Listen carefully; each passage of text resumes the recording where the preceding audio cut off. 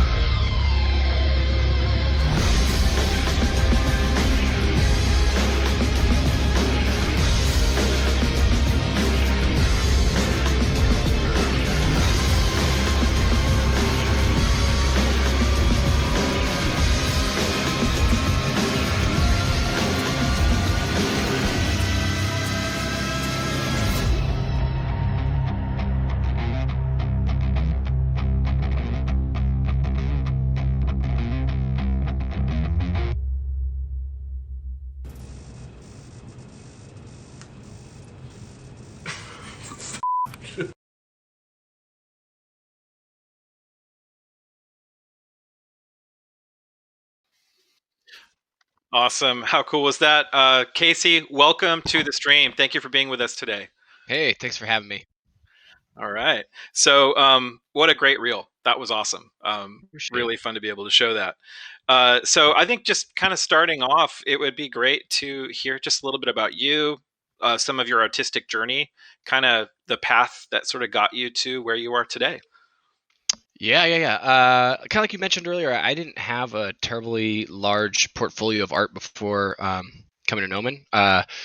Although I come from a family of artists, I just didn't really think of it as something I was planning on doing until as a career until later on in my life. I had a different idea of where I was going, but as all of our ideas that we think we have a clear path, something happens and we roll with the punches, and I really found out that I loved working in animation. So the long story short, I was in something called an immobilizer for 9 months in my leg, so I couldn't walk for about 9 months after an injury in baseball. And it was during that time that I just started playing on a computer and really started messing around in 3D software, Lightwave at the time. And all of a sudden, I just gained this huge affinity to it and started. And you know, gosh, coming, we're a generation that grew up with Disney films and even Pixar films, so it's like that was always inspiring as a kid, and I always loved Yeah. watching those. Jurassic Park being a huge one. So all of these things were just like building up inside me. I'm a huge Star Wars fan, Firefly fan. I love sci-fi, I love fantasy, and all of these things just culminating inside of this person that wanted to be a jock.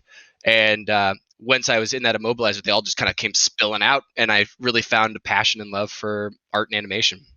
Wow, that's amazing.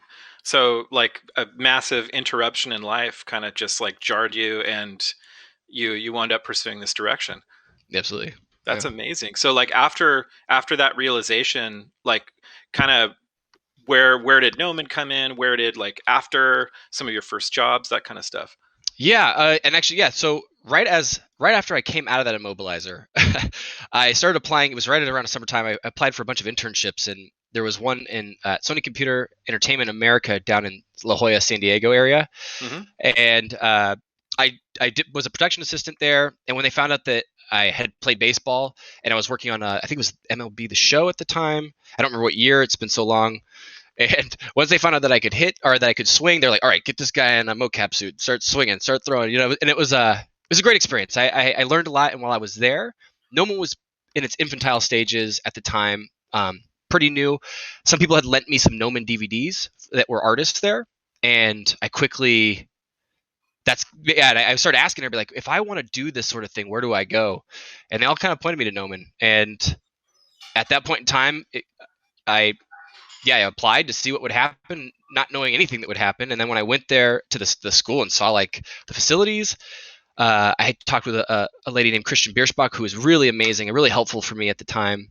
And I think I always say this, but I think that at the time of my admission interview, I think I said that I'll see you guys in August, and just assuming that I had been accepted, but I don't think anybody told me I was accepted. And I think maybe, because I didn't have a portfolio, I think I may have tricked them into like just letting me come to school. Well, I know it's certainly the drive. I know that the drive is a really big part. Sort of that person that isn't going to take no for an answer and kind of just learn whatever they have to learn and do whatever heavy lifting they have to do, right? Yeah. Um, that what's amazing to me is like how even your physicality and your love of baseball like got incorporated into like Yeah. these mocap soups and all that kind of stuff too. And it's not the first time that I've heard that a lot of animators out there, some of them also are fairly physical people, like they Mhm. have another hobby that's very kinetic. Is that, do you find that that's the case? Oh yeah, I think they go hand in hand. The Hmm. amount of hours I watched video reference of myself swinging a bat to make sure that my body was balanced or throwing a pitch, the amount of times I studied motion and balance before I even was an artist, I think really went hand in hand, honestly. Hmm. And then on top of that, having the athleticism and the ability to kind of control your body in certain instances, I am not graceful by any means, but people who are graceful, they just have an inherent understanding and knowledge of how the body moves, and understanding that and acting something out and then applying it to a medium it's definitely beneficial. Cool. So you kind of, I'm assuming then you were then accepted into the program at Nomen, even though Yeah, you're like, I yeah, know I'm yeah. accepted. So you got into Nomen and you went through the program there. And then, we'll talk a little bit later about your experience at Nomen, but like coming out of Nomen, what was that trajectory like? Coming out of Nomen, I was with a bunch of I think my class was the best that graduated. I'm just going to say that because obviously I'm a little biased, but a lot of the people in my graduating class already had jobs weeks before graduation ceremony. So several of them had put forth my name into to their managers or whatnot when they were looking, and it just happened to be right place, right time for me immediately after school. and having the right connections and knowing the right people and working as hard as we all as a group collectively did during our time at Nomen.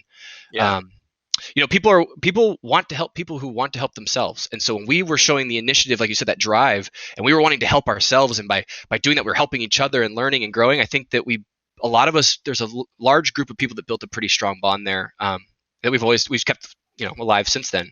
So the trajectory wise, it was, for all of us who had to take student loans out, there's definitely that, oh boy, here comes the deadline moment, and it was so put at ease for me personally by the amount of help with placement outside of the school. We had at the time Pam Hogarth was our placement. I don't know what the exact title of her position was, but one thing, for instance, a small thing, and this is a really great piece of information that I found fascinating, and I try to use it every day when I'm writing letters or emails or texts or whatnot, is she said when you're setting out your cover letter, right?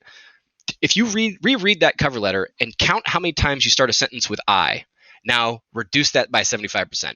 Mm-hmm. You know what I mean? The amount of times that we're just trying to say me, me, me, me, me, it's just very, in baseball, we called it palms up. Like, what do I get? Give me what I want.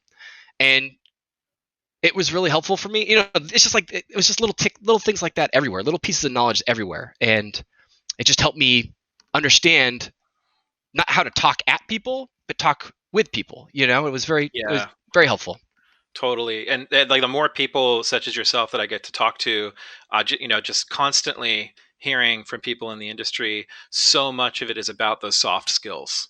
Like, yeah, it's good to have the technical art skills, the technical animation skills, but like you've got to be a person that's easy to work with. That's Absolutely. a joy to collaborate with.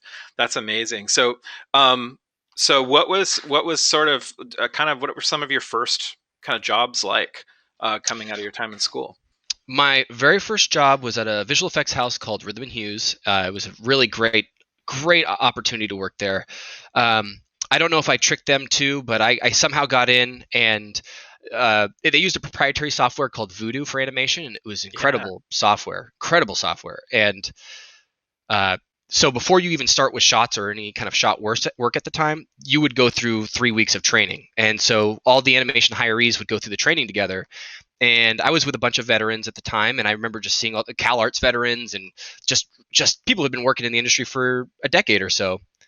And I remember just seeing their work and just being absolutely sick to my stomach at how good it was, and seeing being able to be critical of my own work and just see the gap between their quality level and my quality level. And I don't think I ate lunch for quite a while, because I would just secretly keep working and try to figure out and study what they were doing and try and learn. And I don't like feeling like I don't understand something. So I just would keep working until I started figuring it out more and more. But it's not an overnight thing, that's for sure. Oh yeah, and that sort of imposter syndrome that everybody seems to struggle with, right? Like, Absolutely. if they figure out that I'm as horrible as I think I am, It's because over. we're also self-effacing, yeah. And then like, it's kind of different from artist to artist, but like, did that ever completely go away for you, or is that always kind Oh of no, like, yeah, it's yeah, always there. I think even before this, I've mentioned to Ray that I am out of my comfort zone consistently at work. But I think that by doing that, by pushing that, and being outside of your comfort zone, it's the only way we grow and learn. If we're yeah, comfortably doing the same thing over and over again, then sure, we're going to be great at that thing. We're going to be amazing at that thing. But we may not be growing by learning all the other uh, I don't know, disciplines, or not even necessarily disciplines, just thought processes from other mediums or other ideas. yeah. And so expanding your mind and having an open mind for that kind of thing is really important. Yeah, and yeah, it's like tension is part of the creative process, right? Like, it's almost Oh like yeah, you kind of have to be out of your comfort zone because you're going to have to get inventive. You're going to have to push yourself, um, absolutely. for sure. So you started out at Rhythm and Hues, and then continued to move forward. And I think this is something that's always worth talking about. Industry artists, very often it's a little bit of a nomadic career, in the sense of like, you kind of start at one place, you go to the next. Some are people that kind of find home in one place and stay there forever. Others go around to different jobs. Kind of what was that? What was that like for you, as you're starting to kind of build your experiences and start to build your career? Yeah, that's a great question. I know that for a lot of people, that's a big concern or thought that comes across their mind. So for me, it was like, hey, I came to Brigham Hughes, which people could stay there for a while, and going on to the next project, I didn't even feel comfortable within myself to be producing that caliber of work. So I actually took time off and didn't rehire myself because I wanted to, or didn't take the position because I wanted to. I just didn't feel good enough, and so I started doing my own work on the side and just trying to make little things. And I started taking freelance on the side just to kind of keep bettering myself and build my connections. And during that time, someone made a really funny parallel to me that I think is a really nice parallel, is that, you know, when you first start in your career, at least in animation, and maybe there's parallels in other industries as well, that it was important to work at a bunch of different little companies, because you yourself as a young budding artist don't really entirely know what culture you like to work in. Do you like big teams? Do you like little teams? Do you like indie projects? Do you like to be a cog? Do you just want to do the same thing? What everybody is different, and Mm-hmm. everybody can find their own thing. And just like dating, you don't know what personality traits you like in a person. You know, so by dating and learning and meeting people, you start to understand and get an idea of what you are looking for in that perfect partner and that perfect marriage of a company or whatnot. And I Yeah. thought that was a really good way of thinking about it. And yeah, so that was really helpful. And I think during that time, I went to big companies, small companies, quick turnaround projects, long projects, and I started to find more and more what I'm personally interested in. And it changes. It changes. And so, yeah, to that point, like, what did you learn about yourself? Kind of putting yourself through those different experiences. Yeah. I learned more and more personally that I like to be collaborative. I don't. I don't do well working in a vacuum and by myself, because uh, I have odd commitment issues to my art. It's like I could choose a guy to have a claw or a hook. What's the difference? They could both be awesome. You just need to commit to one. You know what I mean? And so for me by myself, without having people to bounce ideas off of and get immediate response and feedback, uh, it would be hard for me to. I would always half-ass the idea because I'd be like, well, I'll have a claw and a hook, and then there's no commitment to either one idea. You know what I mean? Mm-hmm. And so I do best when I work with people, and I do best when it could be a big team or small team. I prefer working in smaller strike team groups if it's part of a big team. And I think for me, collaboration is where I really excel. So um, that's, you know, one of the biggest things I found about myself. Yeah, I totally resonate with that too. I feel the same way personally. Yeah, And you know, just recently talking with Kyle Brown, one of our instructors at Nomen, also at Aaron Sims' company, and he was even saying, you know, even if you are working in a vacuum, even if that is sort of your way of working, like how important it is to remember that you're a part of a larger team, you're part of yeah, the studio, to get that feedback, to make sure that's a part of your creative process. Absolutely. We're already starting to get some questions coming in from the chat. cool, So, you know, we got people on YouTube, Facebook, right here on Twitch. awesome. So I think one of them from Mr. Aragorn, I love these chat names, these are great. Um, he brings up a really good point, which actually I was planning on asking anyway. When did you know, Casey, that you wanted to become an animator specifically, and not, for example, a Yeah, 3D modeler or something similar? yeah. So I think, kind of like I was mentioning before, I grew up as I loved Star Wars and Jurassic Park, and and the movies. As a 12-year-old, I think I saw Jurassic Park 6 times in a theater, and I've never seen a movie that more than twice in a theater. You know what I mean? So Hmm. that was huge for me. And these were all little things that were just kind of sitting in the back of my head until I started to jump on a computer. And then as I started jumping on a computer, I was like, oh, I like making grass. I like making characters. And then I went to Nomen, and I had my first animation class, and it was just bouncing balls and learning about theory. And then I remember going into like a modeling class, and I would sit in the background and start doing bouncing balls. And I would, although I'm listening, I was just animating little things, and I just started to really love playing around with motion. And Yeah, I think it was at that point in time that I was like, I know what I wanted. I want to make things move. that's awesome. You know, Yes.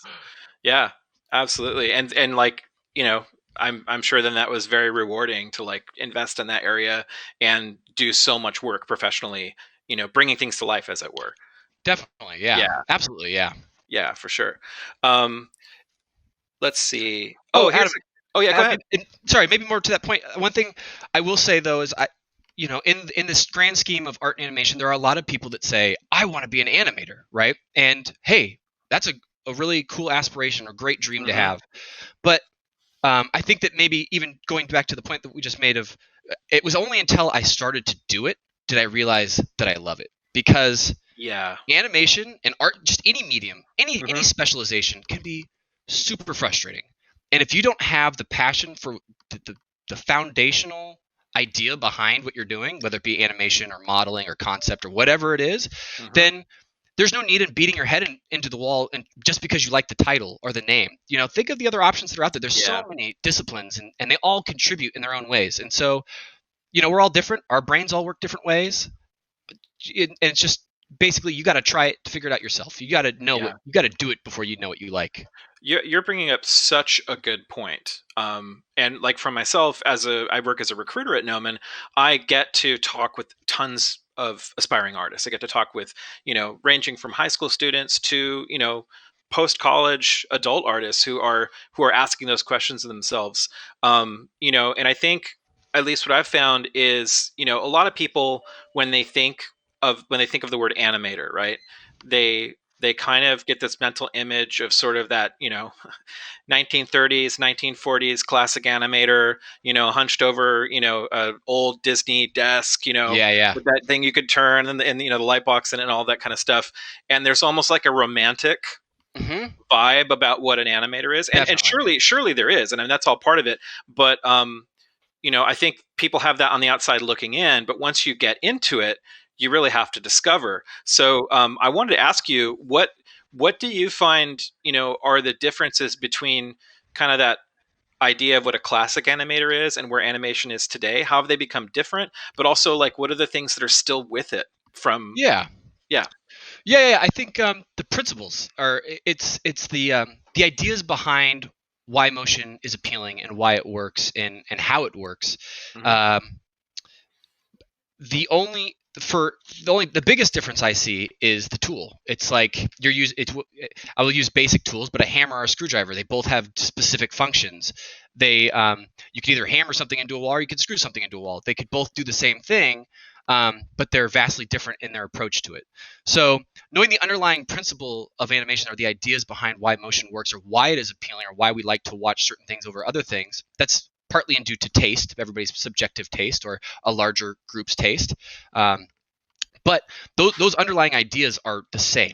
Um, Now, the tool is very different. And unlike a hammer or a screwdriver, learning how to use a 3D software package or using a pencil to become a terrific draftsman are very, very time consuming mediums. So Hmm. if you are, and that's kind of why I'm saying, like, if you have that passion, get ready to dedicate a load of time to using the tool and learning the principles. You know what I mean? Because Yeah. they both go hand in hand. And once you have the Yeah. principles, you can learn other tools on how to use it, but it's going to take time to do that as well.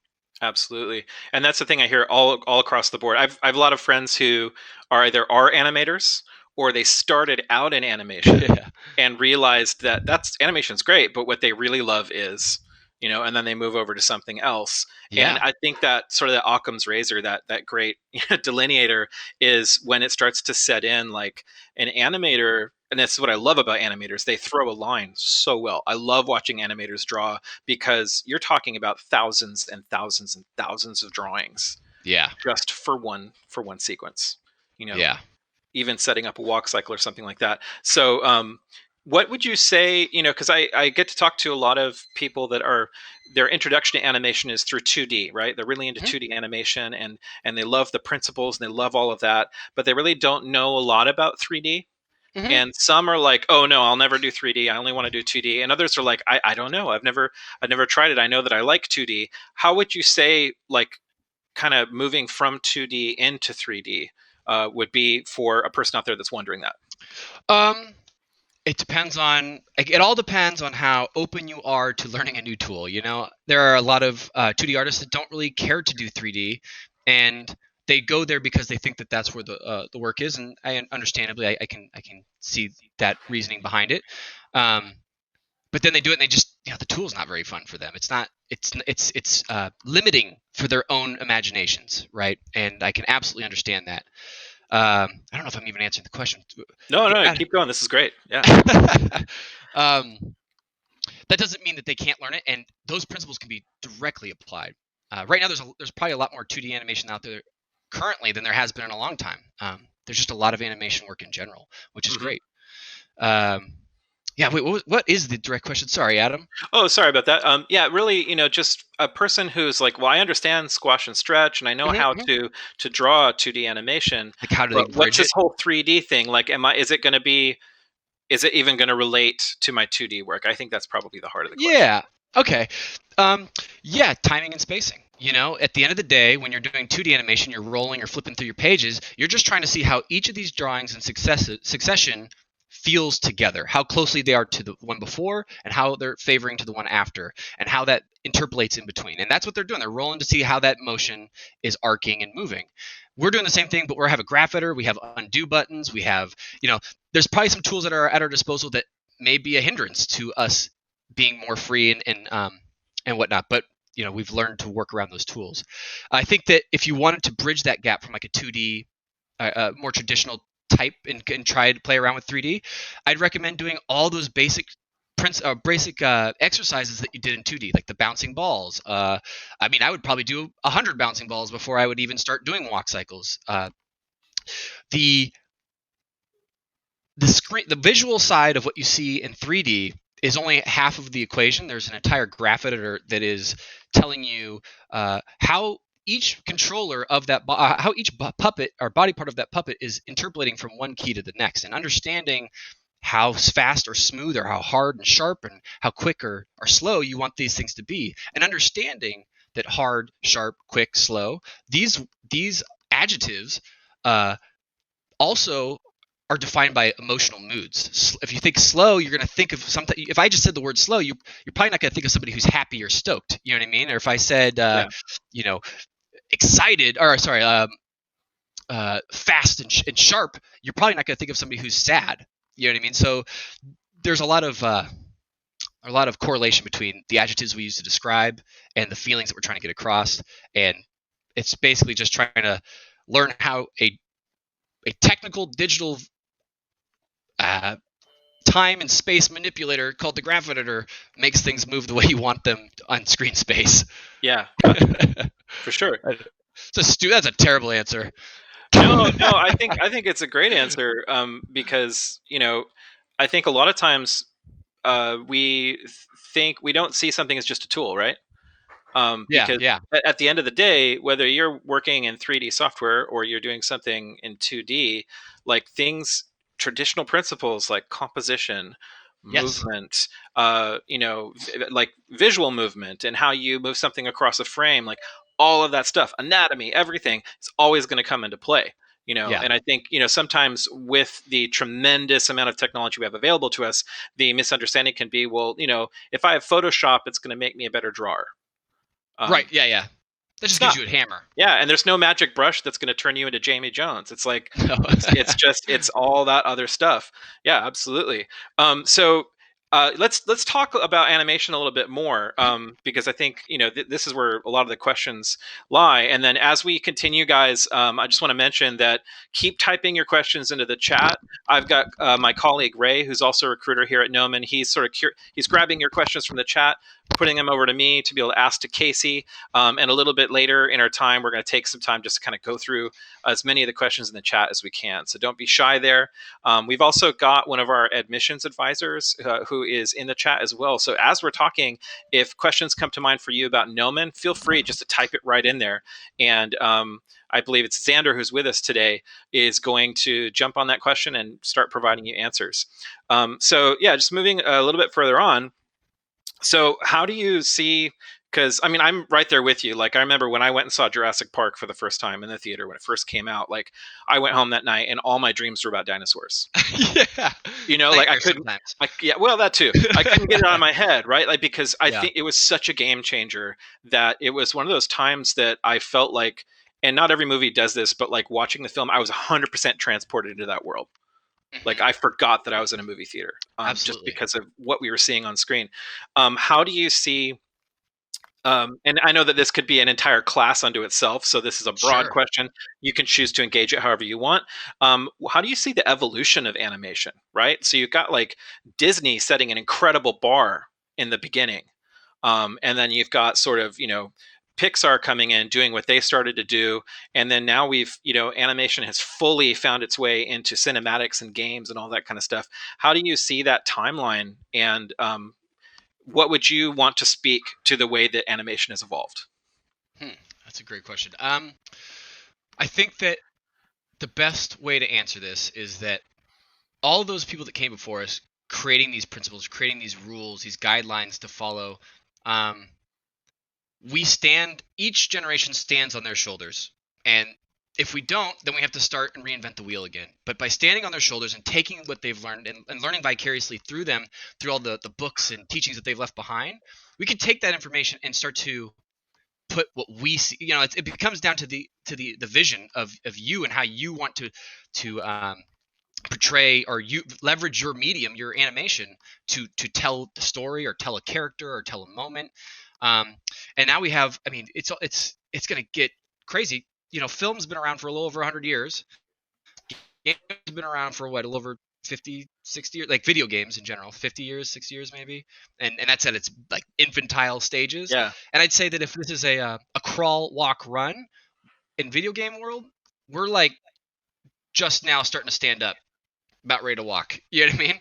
Mm. In the large scheme of things, we're just Mm-hmm. now branching out into AR and VR, and what does that mean for animations everywhere? It could be, you go to a museum now and you see the way animation is like putting bones together in a dinosaur, and you're like, ooh, that's kind of cool. You don't even realize you're watching animation. It can be used for education, it can be used for entertainment or information, that kind of stuff.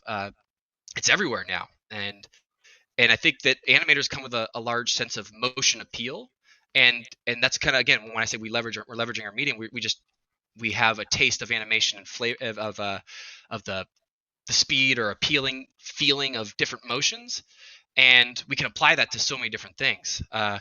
So I'm really curious, like, each genre of video game, we have, like, we were talking about this earlier. We have walking simulators, first person shooters, isometric over the top games, third person shooters.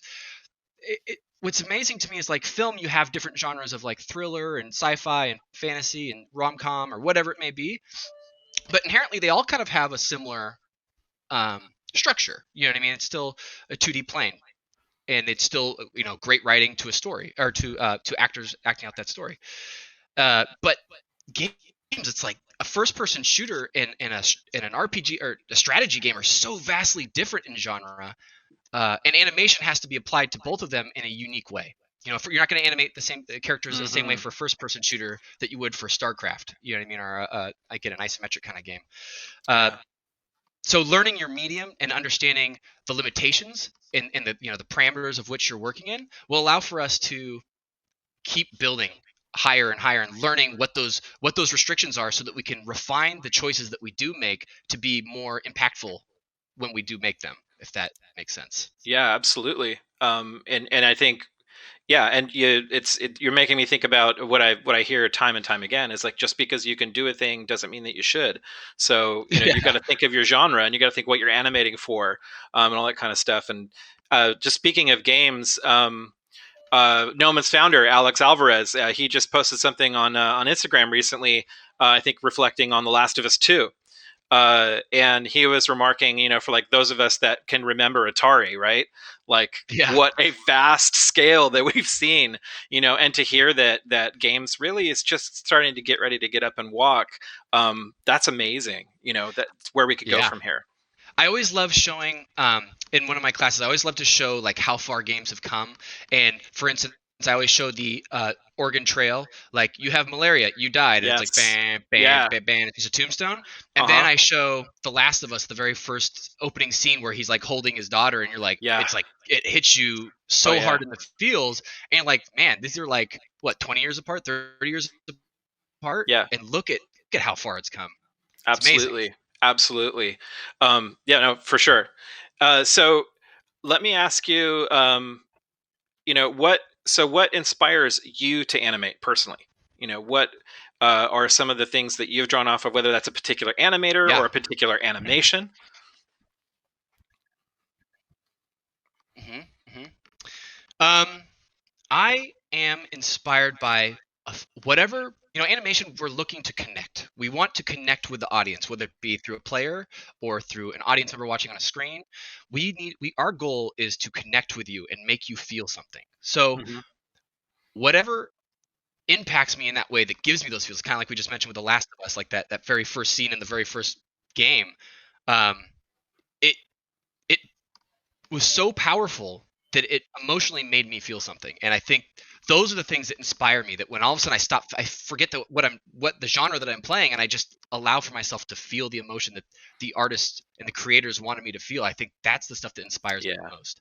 Another game, we were talking about this 15 minutes ago, like What Remains of Edith Finch was one of those games for me. Every every every clue that I uncovered and every little piece of lore and information I got was just so inspiring, and I just walked away just thinking, man, that I don't know, speechless. you know? Yeah, So I absolutely. love that stuff. That inspires me. Yeah. Well, and it's, I mean, I've heard it said, and I agree. Like, I think one of the best definitions of art, whatever form it's taking, is it has to have an emotional impact on the viewer Yeah, or the participator, or whatever that is. And then we're games trying to have, connect. yeah, games have borrowed so much from cinema over the years, right? Like starting to try to Mhm. figure out how we're going to do this. It's really cool to see now where cinema now is borrowing from games, right? And like real time Yeah. is making its way into, like, literally in front of the camera, not being put in later in post production. hmm So it's almost like these worlds are colliding too, I think. I think, and then as another thing is like a favorite artist. This one of the Nine Old Men. His name was Frank Thomas. One of the, for those who don't know, Nine Old Men are considered to be some of the creators of the 12 principles of animation as we know it. And I think what I love about Frank Thomas is that if you look at all of their illustrations, like Ollie Johnson, which is like when he would paint, when he would draw, you could just see it was like he was kissing the paper. It was so soft and everything felt smooth and beautiful. And with Frank, you just see like the angst in his lines. It's just like, motherfucker, get back in there. I want this emotion. And you just see like the frustration.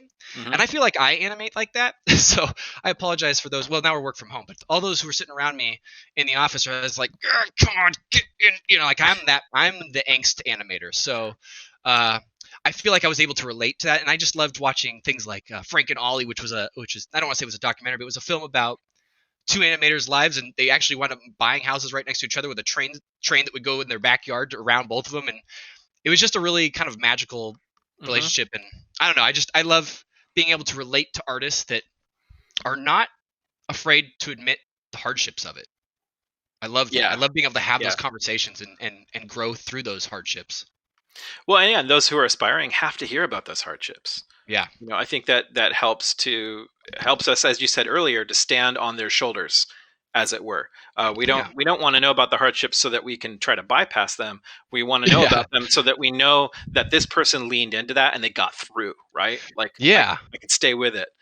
And I don't know about you, Adam, but there's so many times where someone says, "Hey, don't do that because this is going to happen." I'm like, "Yeah, okay, God, I'm not going to do that." And it's only until I do that that I go, "Oh, that's what they were talking about. Yep, made the mistake." And it's like I only until I do it do I realize, "Oh, yeah, that's what they were telling me not to do." Yeah, You know? absolutely. So let's talk a little bit about your time at Nomen. Mhm. Why I think you touched on this a little bit earlier, just recommendations that were given to you, but why did you ultimately choose Nomen? I think at the time I was just seeing the work that was coming out of it, and I was absolutely floored. I don't think there was any schools that were doing anything like that. And for instance, and you guys weren't, no one wasn't accredited at the time, and I know my dad was like, "Are you sure you're not going to get a bachelor's degree or anything? You're just going to get a certificate?" I was like, "No, this is what I want to do." And I remember my mom even saying, because my mom is an artist, she is and was an artist, and I remember her saying, "What was your major in?" And he goes, "History." She's like, "What do you do now?"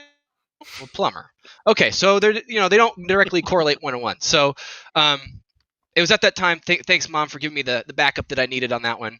But I think it was just, again, the work that was coming out, and when I had to go in, there's an exclusivity to it, which sounds silly, but when I went in there and they were explaining to me that like we get like 600-700 applicants and we're only going to accept 24, that was like, well, I want to be one of 24. Mm, Like mhm. it's like this, like I want to do that. And yeah, again, it's just, if only I just felt like the attention to each student that came in, and the work that was coming out and being produced, and hearing about the placement rates and just doing my homework. If anybody who is watching this and knows me, they know that I do my homework. I don't make decisions that are. I try not to make decisions that are not uneducated. I try and do as much before I speak. I try to make as much do as much learning as possible before I can come to a my own opinion. So everywhere I was reading at the time, it seemed like it was the best choice for me. Yeah. Awesome. And then, so talk to me a little bit about just what the experience was like to be there. Like, what did you find? How did you grow? There's things that you learned, but how did you find that you grew as an artist while you're at Nomen?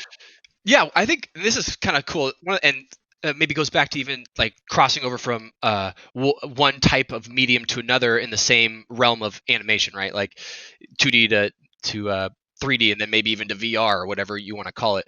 I think one of the best things about Nomen, on top of the network connection and the people, again, if you're in a group of 24 people, you're going to get to know those 24 people really well for 2 years or however long the program is. And they're going to become like family, like at the time, all the PCs were in the labs, and we would spend as much time there until lab technicians would kick us out.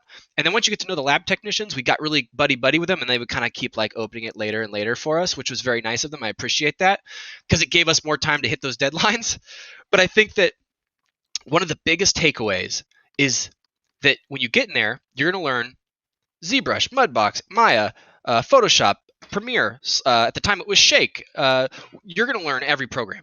And it is rapid fire. It is so fast. You're also learning how to draw perspective. And I mean, for me, I didn't come with much of an art background, right? So I was like watching all these people who had tremendous backgrounds in art that could already sculpt hyperreal, could already draw hyperreal, and I'm like trying to draw a cube terribly. And so being able to be surrounded by that and like learn from those guys was fantastic.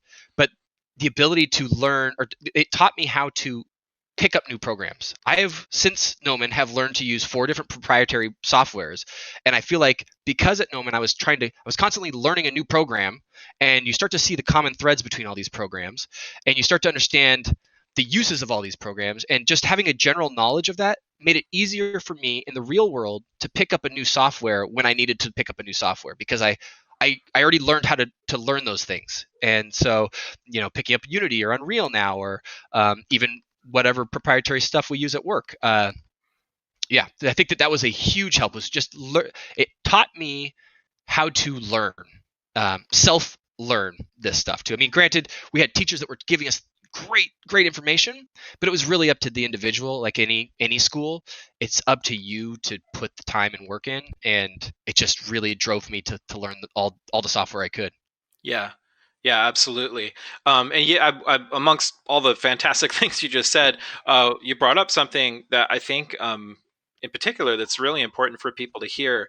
You had mentioned that you still had a lot to learn, right? When you Oh yeah, came into Nomen, that you weren't necessarily an accomplished artist. Like you were still learning things like perspective and the basics and stuff like that.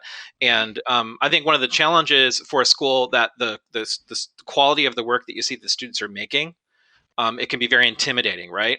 And absolutely. so I'm thinking of the person out there that maybe even be listening to you right now that's like, well, I'd love to go there, or I'd love to go in this direction, but like I still struggle with some of those foundational things. Having been someone in a similar situation, what would you have to say to that? I think that kind of a twofold. I guess, first thing would be, I don't know if it was Michael Jordan or Wayne Gretzky that said you miss 100% of the shots you don't take. So number one, like if you just don't apply and go through the process, you're never going to know if you could be selected. You could, we are our own harshest critics. I Definitely. don't know if I've ever made an animation that I am 100% excited about.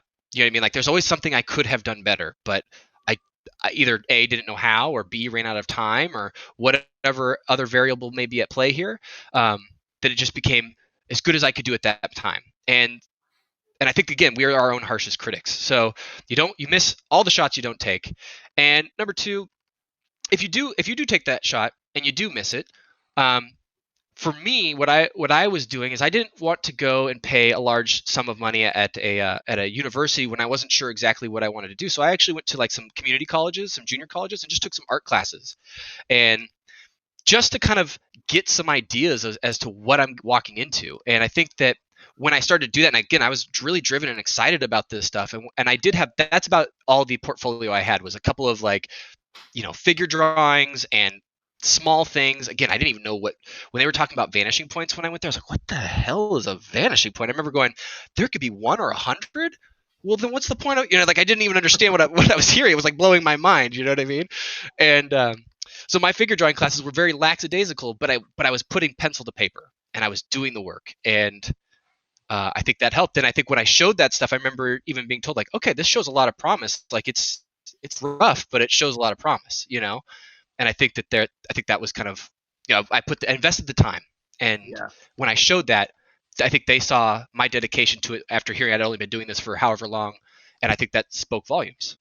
Yeah, and I think it's to your point of what you said earlier. Like, people want to work with, or they want to help someone who's already actively helping themselves. Yeah. When you're submitting to a school like Nomen, or even when you're submitting, to work at a studio, your portfolio, of course, is extremely important, but it's not the only thing. It's not the Right. only thing that people are looking at. So in you're helping us segue, I think, into kind of the last topic we're going to touch on before we get to some of the questions coming in stream. Number one, being a senior animator, of course, you're working with a lot of junior animators. You're probably working with a team. When the studio, or when you are considering a new addition to the team, what are some of the qualities in an animator that you feel are really important to for example, a studio like Blizzard? Yeah.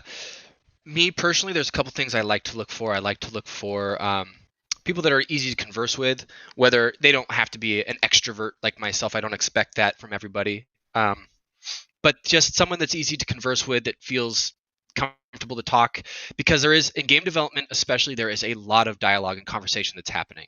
And because there are so many different disciplines to any particular feature or anything that you're making, that it is required to be transparent with your team about what you're doing. So that's a big part of it. I like to see open minds. If I give people a possible question, I want to hear them trying to solve for it, but be open to the hardships of the question to try and find a solution, even if there is no good solution. I like to hear people that are trying to solve and keep an open mind to different ideas and are able to communicate.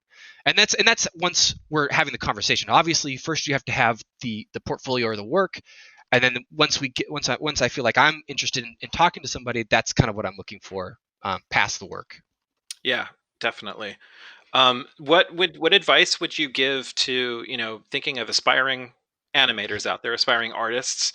What kind of advice would you have to someone who is looking at what you're doing and saying, like, hey, this really inspires me. I think this may be something that I want to do myself. What would you have to say to them about what they could be doing right now and how they could be preparing themselves? Yeah. If animate, again, like we mentioned even earlier, animation is a really dirty word. I feel like people just say, I want to be an animator, and I've taught classes over the past decade that you get all these students. You'll have 12 students in a class, and all of them want to be animators. And then all of a sudden, you start making them do the work, and then you start to find out who has the dog that's very hungry for homework, or who lost their USB sticks, or who, you know what I mean? You start to learn who doesn't do the time, and it's because animation takes tremendous amounts of time.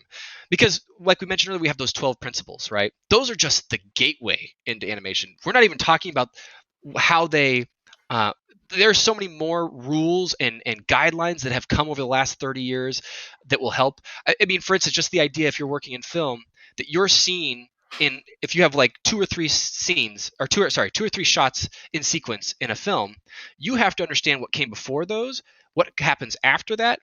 You have to understand your place in that shot so that you don't take away or remove any interest from where it's supposed to be peaking. And you have to then pretend like you don't know. And you have to make your characters look like they don't know what's coming and what just happened. You know what I mean? Like, you have to make them feel like they're they're reactionary in the moment. And that's one of the harder things about it. So putting the time in and just even testing it to see if that's something you're interested in. Because there's a lot of people that say they want to do that, and then they start to put the time in, and they realize how much time and effort is involved, and they don't want to do it anymore. And I don't blame them. I think that in any industry, if you don't want to do it anymore, don't push for it. Just learn something new. Doesn't have to be animation. And I think that the last part of that is something I always talk about. I love using failure as a tool. Um, there are too many people out there that when they take failure, it really hurts them. It's a chip on their back or whatever. But failing is really truly the only way we learn. Again, if we're just doing the same thing over and over again, we're just successfully doing it every single time, then what are we learning? We just learned how to maybe refine that process, which is that's also very useful information. Don't get me wrong, but um, when we fail, we learn something new. We learn that hey, there's an anomaly here, or if you are doing that same that same cycle and there's a failure, then you learn that there's an inconsistency. And if Yeah. it's animation, when let's say I'm blocking, I'll put a pose in there like, man, that pose sucks. All right, well I just failed, so let me just adjust it here, here, here, here. Look at it again. It's like Yoda said, do or do not. There is no try. And if it Hmm. doesn't look good, then you failed, and that's okay. But look at it critically, understand why it failed, and then reapproach it. Yeah. Um, so using failure as a tool has been a huge, huge ally. And it's hard. That's a hard thing to do because, especially if you go through a slump and you start failing and failing and failing, like, God, come on, I need a victory. That Uh-huh. happens. Well, and I think, and to your point, a couple questions ago, like you're gonna miss every shot that you don't try to take, Yeah. right? Yeah. And I like don't be afraid of discovering that either you are someone who really wants to do animation, or you're someone that doesn't. Because if you discover that you don't want to be, you just clarified something, right? Yeah. It doesn't mean you're a failed artist. It just means that might be a gateway into what you really, really love. And I've talked to so many artists that are like, yeah, I started out in animation and then I realized I love illustration, or I love this, or Yeah. I love 3D modeling as opposed to making the move, all of that kind of Totally. stuff. Yeah. Knowledge is So power. absolutely. I think, sort of the last question before we move into questions from the chat is, for you, we're talking about learning and growth and that kind of stuff. What are some areas that you're, of course, willing to talk about Yeah. that Yeah. you're pushing yourself in? What's your learning curve right now? Yeah, that's awesome. So I had worked in Cinemax for I guess almost 6 years before this, and I switched over to game development for the first time in 6 years. And so there's a huge learning curve when using proprietary softwares and engines to get that to work. So at work, I'm learning as fast and as rapidly as I can to use the tools that we have at our disposal. And in my own spare time, I am constantly. I have a couple buddies. We have a game dev chat on Discord and in Hangouts and all this kind of stuff, and we're constantly sharing screens of something new that we just put together or something that we're trying to put together. And I'm constantly trying to.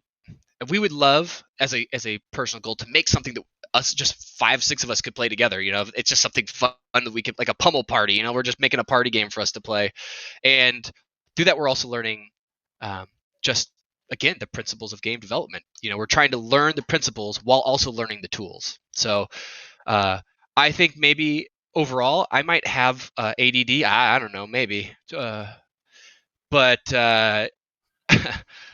I I just want to. Once I'm done learning a little bit of something, I'm like, oh, I want to learn this. Oh, I want to do this. Oh, I want to do this. And I don't know if it's that ooh squirrel or shiny or whatever it is, but I just want to keep filling this noggin up as much as I can. Yeah, and I've talked to so many creatives that feel the same way. It doesn't mean every creative has to feel that way, but it's. I have a friend who's an art director that's like, it's kind of good to be a little ADD. It's you got a lot of different plates going, and they all influence each other. Yeah. Awesome. Thank you for sharing that. Yeah. So, guys, thank you for being patient. We're going to start taking a look at some of the questions that are rolling in from the chat right now for Casey. So, I'm just going to open some of these up right now and kind of scroll back. Wow, the chat's been busy. Cool. Okay. All right. So, first question. You Yeah. ready? Yeah. Okay. So, this comes in from Shrikant Kot. Can you tell me some tips for a junior showreel? A junior showreel. Okay. One of the first tips I ever got, and I thought this was a great tip. If you ever put your reel together and then you watch it and you go, I don't know about that shot, take it off first. And if that leaves you with only a 30-second reel, hey, it's better than having a 45-second reel that leaves people questioning your ability. So when you're making a reel, junior or anything, make sure that every shot that's on there is one that you want to be seen. If it's something that you question, then other people might question it also. So as soon as that that thought of like, does this belong? Then get it out of there. Yeah, I'm That's a gonna big start as far as dovetail. making it real. Yeah. And Yeah, sorry. that's a great question, by the way. And I think the direction you're taking it is awesome. I'm going to dovetail with that. What about the artists out there? Because I think there are so many who basically can't get away from feeling that way about everything they do. Like that they might just not ever feel like they're ready to put a piece into a portfolio or onto a Mm, reel. How do mhm. you, what advice do you have for helping someone to give themselves permission to say, no, no, no, like this, I need to put something out here? Yeah, that's a good point. I think that uh, that kind of stuff is, again, if for instance that you're at a school, then you're surrounded by a bunch of like-minded artists that you can not work in a vacuum. You can get the feedback from. You can uh, ultimately can compare your work to theirs and just see if it holds up, and then you can take your work and compare it to professional work. Just see, you know, not. And this isn't like a I'm better than you kind of thing. This is just more to understand where you sit in the realm of things. I think that's a big part of it. And then if you don't have those things at your disposal, there are a lot of great tools now with the internet that we can use to our benefit. You could have a YouTube channel and just put it up there and see if people watch it and give you feedback. You can send it to your buddies and be like, "Hey, would you like a look at this?" and just put feedback there. Twitter, a blog, all sorts of different ideas that if you don't have feedback that you want to have, there are online options for you to get feedback. Now, with that, that doesn't mean that if you put it online, you get 1,000 comments that are all going in divergent directions. That these are all actionable comments. These are all actionable directions. Some of these things you have to listen to them, what they're being said. People are just going to be helping by throwing suggestions, right? That's what you're asking for. You want their suggestions. Your goal is then to take those suggestions, find common threads between them. Like if it's a specific moment or a particular pose or the way something feels, find where these common threads lie, and it's up to you to find the correct solution character in the moment. But that's and that decision making process is what makes, I think, a big difference in an animator that's creative and can think for themselves, as opposed to someone who just wants to push the buttons. And again, every to each their own. But Yeah. it's a big difference. Super helpful advice. Thank you. Let's see. Wei Jianchin asks, which character is hard to animate? I think they're asking, given the experience, what kind of characters do you find are really difficult to animate?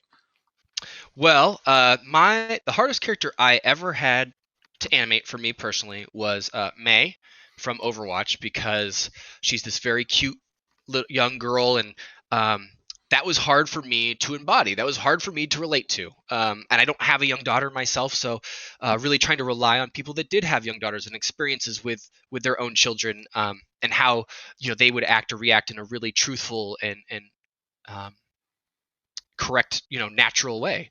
So I think that for me, that was a really challenging one for me. And then on top of that, I think in general, when animating stylized female faces, it's a tightrope. You can easily go off of model and make them look like something different or something unappealing. And so just learning, again, I failed so many times. I learned a lot during that show, particularly for myself. I failed a bunch, and I started to understand what makes faces more appealing, and how far you can push things before it breaks, that kind of idea, and what on model actually means, and like how to stay truthful to that character. And so that, I think that for me, that was one of the hardest characters to animate.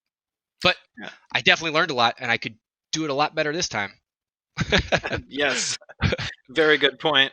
Prashant asks, what do you think about self-learning? As a lot of people aren't necessarily in a position to join courses at Yeah, any given time. I think self-learning is it's if you that's all you can do, that's all you can do. And the good thing about that is that, again, with the internet, there are so many tools at our disposal. Whether it be if you have a small amount of funds to get like a small lecture series. What is it? Udemy? Is that what it is? I know there's a bunch of sites out there with a bunch of different tutorials that oftentimes have like this huge tutorial series for like $4, and you're like, oh, I could scrounge that together. I mean, if that's part of the thing. If not, there's also some free ideas out there. I think there's one, as far as animation goes, if you type in 51 animation exercises. You'll get a list of 51 animation exercises that are suggested for every animator to do at some point in time. And I would recommend just going down that list until you start to get more and more comfortable. It starts with a bouncing ball and a falling brick, and then a jumping flour sack, and then you get into characters thinking and emotional beats. But it's just all very small exercises that are concise, and they're there to teach you a specific point.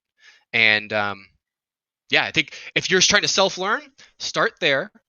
I think that's a great place to start. But again, then you're like, well, but I don't know what I don't know. So how do I get A, B, and C in there? And self-learning is a hard thing to do. That's when you have to really, if you're really driven and you're really interested in it, you're going to have to find some sort of there's tons of YouTube tutorials to do small, like, hey, how do I bring a cube in? Okay, let's go YouTube. How to create a cube in Maya. Okay, cool. All right, now I need to learn how to set a key in Maya. Okay, YouTube, how to set a key in Maya. Okay, I mean, that's very slow paced, but if you're self-learning and you only have free resources, there are definitely options out there. And the more you do that, the quicker you'll become and the faster you'll be. And next thing you know, you'll start to just without even having to look, you'll just start trying to guess where things are and start to figure it out yourself. And then you'll have a better idea. And it'll be educated guesses as to where that thing is going to be in this huge hidden folder structure. Self-learning is tough. But hey, I'm doing it right now with myself through Unity and Unreal. And one thing that's great with them is they both have amazing communities that offer up resources and information and character packs and tutorials even. Like, I think Unity has like weekly tutorials and live streams about how to do things. So there are definitely things out there if you're really interested in either game development or animation. But yeah, you just have to start with the smallest things. Rembrandt said, start with the things that you do know, and the things that you don't will be revealed to you. And I live by this too, because there are so many things I don't know, and I don't know where to start. But if I know how to make one cube, and I know how to make it go up and down, then I can start to do the next thing, and it will all start to kind of unravel slowly. That's so helpful, and I think it's so true. I know for myself, there was a time where I wasn't in a position to take courses, or to have the time or the budget to pay for that. And I think where self-learning helped me was I was like, you know what? Rather than thinking about what I don't have, I'm going to try to figure out what I do have. And I realized, well, I have access to this online, or there's a whole free resource over here. And self-learning for me became an experiment to see, do I have the discipline to at least do this little bit? And if I do, and if that takes me to the next thing, very quickly it put me on a trajectory to where I was able to take courses and stuff like that.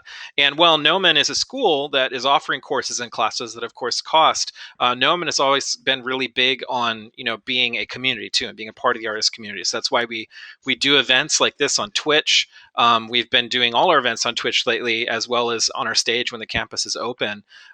So definitely take advantage of that too, because it's a chance to get FaceTime with people like Casey and to get a lot of this kind of great advice from people who are out there. This is a great service to have, absolutely. And it's, sorry, just to kind of add to that, like, we may not be talking about specifics in 3D or animation or 2D right now, but what we are discussing is a lot of theory stuff. And this stuff, if it doesn't make sense to you now, keep it close to your heart, because as time goes on, you'll be like, oh, I remember he said something like this. Now it's starting to make sense. It's the same reason why I love reading animation books once and then coming back 4 or 5 years later and rereading a section or the whole book, because there'll be so many times you'll be like, did I miss that? How did I not read what's right in front of me? I read this whole book. How did I miss that? And it's almost like our brains are just not ready for that information yet. And going back through again, well, you're ready to learn an even deeper meaning to that medium. So just rereading stuff that you already have is huge and helpful. And then this is an awesome resource to have too, the Nomen live streams. So true. I remember the first time I looked at like Loomis's book, Figure Drawing for All It's Worth. The first time I ever glanced at it, I was like, whoa, like it was overwhelming, right?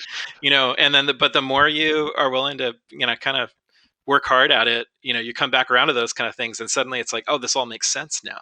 Yeah. This all, like, I get it. Funny how that works. Yeah, but you're not going to get it until you kind of are willing to not get it and just try. So let's see. Digital Twitch asks, are there any recommendations for any books or programs to take and prepare for a career in animation? Mm-hmm. There are so many good books. Oh, man. Unfortunately, I'm in my garage right now, and all my good books are in the house. Trying trying to think. One of my favorite ones is one by Eric Goldberg. It's called Crash Course in Animation. It's a smaller book. The reason why I like this book is because I feel that the information is really distilled, and it's just, I feel like it's super easy to digest and easy to understand. Other great books, I mean, everybody always recommends The Illusion of Life. However, if you're trying to, that's more about the history of animation as a whole, which is all I found very fascinating myself. But there's about 90 actual pages in that entire 500-600 page book of actual animation information. Everybody always recommends Richard Williams' Survival Kit for Animation. That's a great book. I like Wayne Gilbert has a book for simplified planning. Sorry, I'm just rattling books off here. This is so helpful, yeah. Wayne Gilbert has a book called Simplified Planning and Drawing for Animation, and I found that very fascinating because if you're not a great draftsman and you just want to get a really quick idea across, it helped me understand shape language a little bit better to pitch an idea quickly and dirty. And then even if you want to go more into that illustration idea, Mike McNeese, I think, has a book called Force. And that's a really good book talking about tilt and twist and rotation and how the flow and rhythm through a body works, like that kind of stuff. Dream Worlds is a great book about composition if you want to learn how to stage your character and the different kind of feelings and emotional aesthetic that staging can give you. Along with that, sorry, I'm just trying to rattle all these off in my head. There's one more. There's one more like really great cinematography book. So just again, it's just kind of the game animation book. Game Anim is a great book if you wanted to like learn the importance of the principles of animation and how they transfer over into game development, because there are some changes, there are some differences from animating a scene or a shot to animating a character in a game. Yeah, there are so many resources out there. But those are some of my favorite books that I recommend to everybody. If you want to get into like crazy, interesting, abstract ones, there's a book that's very hard to find called Man Watching. It's got a big, huge eyeball on the cover, and I like to read it in airports so people get a little nervous because it just feels really bizarre. And it says Man Watching across it. And the thing that's really interesting about that is like just gestures. There's a lot of information in it. A lot of it's probably outdated. But it's talking about universal gestures that just make sense. Like, for instance, when you see, this is very presidential or very poignant. When you see people make, this is a very natural gesture that all cultures have. And it means that you're trying to make a point, a very specific point. And there are gestures that are universal. And this is really helpful for an animator who's making a product that needs to go out, ship out to an entire world and not just one nation. So like things like that are really helpful, and just kind of show you how deep you can dive into the different theories behind it. Oh, one more, if you want to learn more about acting, Ed Hook's Acting for Animators, another great book teaching you just how to embody the mindset of the character that you're trying to animate. It's a lot of really cool stuff. It's so many, man. There's so many. That's the right question for you. You are a person that's done their homework. Yeah, I told you I do my homework. Yeah. Well, and it's amazing. I think it also brings up a great point. It's like sometimes one of the best things I ever did early on was to take the risk to ask someone that I had access to who was a professional, and to do it in a really polite way. What advice do you have? And I've been surprised at how often people who are pros are willing to offer advice. But a big part of it, and this is why I'm bringing it up, a big part of it is like figuring out the best question to ask. Like, don't ask an open-ended question. Just ask like, what books do you recommend? And then that helps them just pinpoint it and get all that information out. Yeah. So Paul is asking, and this is a big one. This is a question that can't be answered in just one setting. So maybe just pick an aspect that stands out to you. What stops a person from reaching their full potential as an artist? What separates a great artist from a good artist, in your opinion? Oh man, I kind of touched briefly on it, but I do genuinely believe in open mind. There are a lot of times where people are just closed-minded or married to an idea, and they don't want to change it. And that's really unfortunate, because people, when they ask for help and people are trying to give help and then they kind of close themselves off and shell themselves off, they're not reaching their full potential.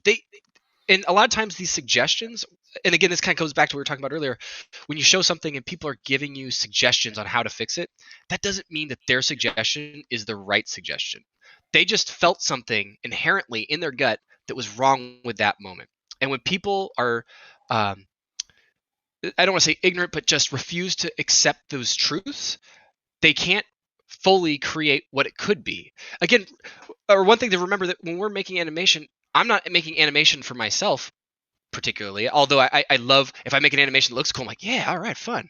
But I'm not making it specifically for me. I'm making it for a general audience. And if it only makes sense to me, then in the idea of animators trying to connect to an audience, then I have failed my job to connect because I'm only connecting to myself. So having an open mind to and being receptive, like if you're in a studio and the people around you are giving you feedback on something or specifically on something, and you decide to ignore it and not action on it. I mean, those people all come at you with suggestions with the best intentions at heart in mind. You know, they are trying to help you make it better. They're not trying to steal the show away from you or take the idea. And another thing I found about that is that when you take all this information and you listen to it all and you're open-minded about it and you start to learn where the creating your parameters of the box that you have to work within, and it starts to become less about the blue sky idea, this big open like we could do anything, and then all of a sudden you start to reel it into what it actually is. That starts to help you realize what you're making, and it will, and when you once you like really figure it out and what the moments are that you're trying to deliver and connect with, that stuff is where you're going to be the most impactful because you're being specific and you're being truthful to whatever it is you're trying to sell. And if you don't do that and you're closed-minded, then it's always just going to fall short. Great answer and super helpful. Let's see. Leo, I'm not going to try the name. Sorry. I don't want to insult you by mispronouncing it. They're just asking a question. Does motion capture help to improve and become a better animator? Or is it going to, do you find that it hinders your keyframe animation skills? Um, I don't know if I would say it hinders your ability to animate at all. I think that maybe for those who are first starting out and they really want to be more of a hand-keyed animator, but they're working in mocap, I think that that's a really good place to start, to be honest. For instance, like we mentioned earlier, in my baseball career, I spent hours and hours and hours studying footage of myself picking up ground balls, throwing a ball, hitting a ball, running, you know what I mean? Just to see what my mechanics look like. That's how I spent like 5-6 years of my life watching that stuff and acting it out. And I feel like there's a similarity here with motion capture, that you're just kind of like understanding motion. And I don't think that if you're only doing motion capture, maybe you're doing motion capture at work, and then I think that it's important that you come home or you do something to get that creative side out of you too, because now you're understanding how to use the tool better, but now you need to learn how to use the other side of your brain and start to be more the creative side of your brain. Now that you understand the technical side of it, now you got to learn how to apply that to the creative vision that you may have. I think that's a big part of that. Yeah, and isn't it true that, I mean, Disney artists, way before there was ever mocap, they were relying a lot on video Yeah. or film in certain circumstances of body movement, Yeah. stuff like that. A Yeah. lot of rotoscope. And I think it's because they were learning at the time that when you do something that's like, for instance, Snow White, or like it's a more humanistic character, if you're trying to make them feel more real and human, and you make a mistake, it's very obvious for the audience, because we have all grown up for however many years seeing people walk or run or skip or hop or jump or talk or gesture. And all of a sudden, if we see it in a movie or a film or a game and it looks incorrect or doesn't feel like we've seen it for the last 30, 40, however old you are, for that many years, it's going to immediately feel wrong. And you may not know why it feels wrong, but it's going to feel wrong. And I think that's part of it too. Yeah. So Sophiane HD is asking, do you think the future of the animator could be easy, rather, let's see, let me summarize this one really quick. Mm-hmm. Do you kind of, first part of the question is, do you think the future of animation is going to be easier for the animator who's just doing frame by frame? Like with things like motion capture? Yeah, okay, but sorry. in the future, is there any... Okay, so do you see the future basically helping to develop the tech that makes this field of animation more accessible to artists, that, where, like the constant keyframes, the constant, repetitive stuff, it becomes a hindrance to someone? Do you see the future developing tech to a point where this becomes a lot more accessible to people?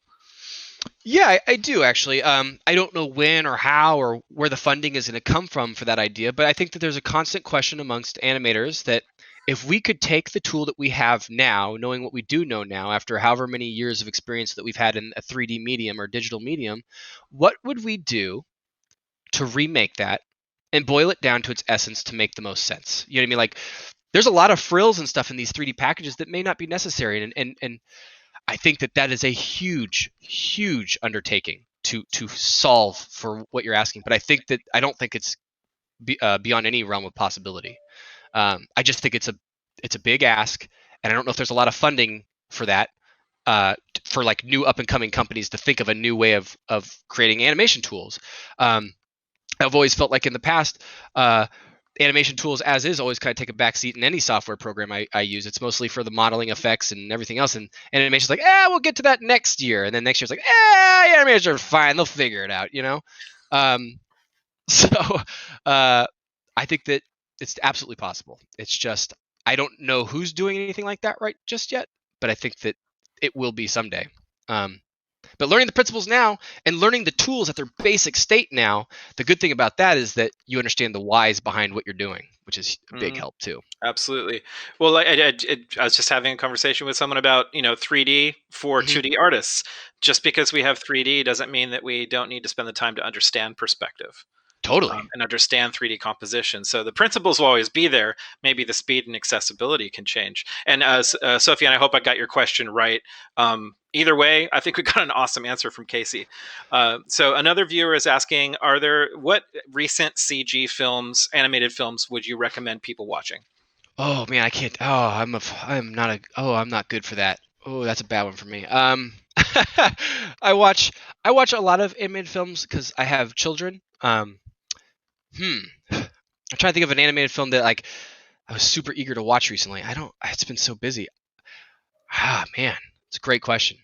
I think that, I mean, the caliber of work coming out of Disney and DreamWorks all of them, Disney, DreamWorks, and Pixar, is always fascinating. And as an animator who's aspiring to be an animator for film, and hey, even cinematics, like Blizzard's own cinematics, I think that there's so much awesome art and animation out there that I could tell you something, but it is so subjective. It is my personal interest.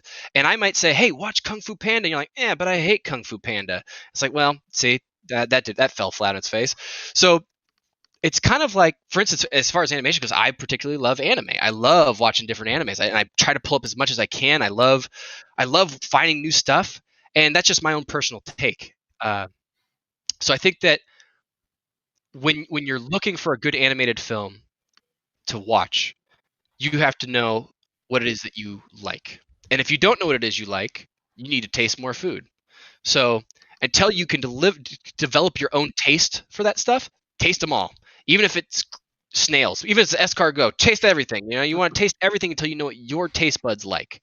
And that's important for every artist because, like we mentioned earlier, when you're being hired as an artist or an animator, it's not necessarily just about the caliber of your animation. It's also about the personality type. I don't even know where I was going with that. I had a really awesome point to hammer home, and then I looked over to my coffee and I totally forgot. But I think you got us off to a really good start. You've got to go eating some snails is what needs to happen. Yeah. Test them all. You got to develop your own taste buds and figure out what you like. Well, I think we've got time for just one more question, and I'm sorry, guys, that we weren't able to get all your questions in the chat, but it's always great to have such an active chat. I love it. So I'm just going to pick one here.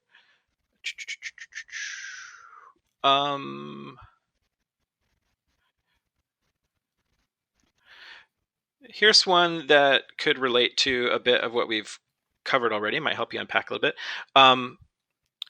Do you feel that having more life experience as you move forward, maybe even after your career was started, how does life experience play into improving your skills as an animator? And do you feel that helps? Oh my gosh, absolutely. I think, as an animator, as any artist in general, I think it is uber important to experience life however you experience it.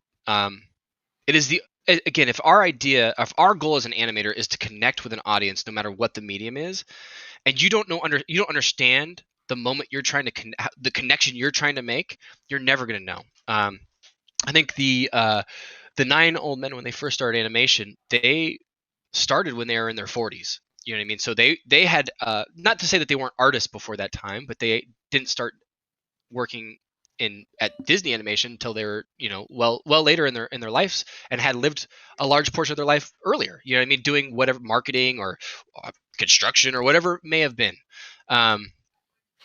So I think that life experiences are huge. When I played baseball, we had a T-shirt that said "Parallel Lessons in Life," and this is when I was in high school, and I was 18 years old, and I always, again, remember I mentioned, if there's something you don't understand, let it stick with you for a little bit and think about it. And I remember seeing that emblazoned on my chest for years, and I didn't understand what the hell that meant. And as an 18-year-old, that didn't mean anything to me because I had never really experienced life outside of a team sport or school or my own household and neighborhood, my community.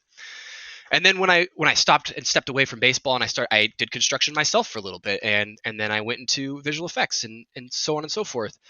And it wasn't until I left baseball that I started to realize that the same group relationships and the same people relationships that you made in the game, or for me, that I made in the game, are the same kind of experiences and relationships I make in my workday every day. I still have to work as a team there, just like I did back then. I still have to work as a team now as I did back then.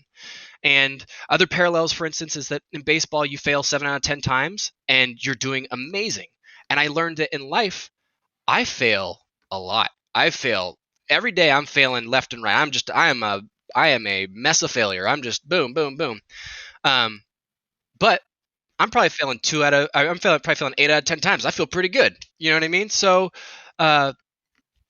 it was that lesson in life that I had worked so hard to be able to hit the ball, and I was still failing 7 out of 10 times. And then I took that information and I applied it to animation, where I submit something, they don't like it. Okay, I'll take it back. Submit something again, they don't like it still. Okay, it's the same thing. I'm still failing, but I'm getting information and I'm trying to apply those failures to something new.